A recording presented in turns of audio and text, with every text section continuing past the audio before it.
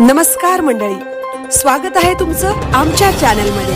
आवाज महामुंबईचा, शोध बातमीचा, कौल मनाचा।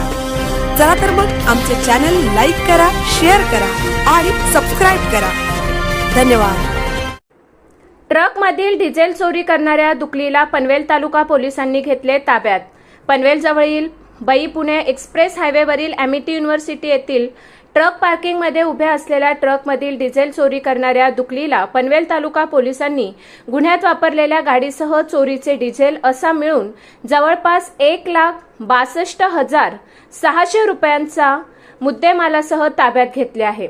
फिर्यादी मोहम्मद साहिल लियाकत अली वय वर्ष 28 हे त्यांच्या ताब्यातील कंटेनर ट्रक क्रमांक HR 61 E6742 हा मुंबई पुणे एक्सप्रेस हायवेवरील एमिटी युनिव्हर्सिटी येथील ट्रक पार्किंगमध्ये पार्क करून विश्रांती घेत असताना 3 अनोळखी व्यक्तींनी फिर्यादी यांचे ट्रकमधील 150 लिटर डिझेल चोरी करून पळून गेले म्हणून अज्ञात चोरट्या इसमाविरुद्ध पनवेल तालुका पोलीस ठाण्यात तक्रार दाखल होताच वरिष्ठ पोलीस निरीक्षक गजानन घाडगे यांच्या मार्गदर्शनाखाली सहाय्यक पोलीस निरीक्षक गिजे, पोलीस उपनिरीक्षक राजपूत, पोलीस हवालदार देवरे, कुदळे, तांडेल, धुमाळ, म्हारसे, बाबर, पोशी, आकाश भगत आदींच्या पथकाने गुप्त बातमीदार व तांत्रिक तपासाद्वारे आरोपी प्रमोद कुमार दुर्गासिंग वय वर्ष 31 व अजय उर्फ उम्या गजानन खंदारे वय वर्ष 18 या दोघांना नवी मुंबई येथून ताब्यात घेतले आहे व त्यांच्याकडून गुन्ह्यात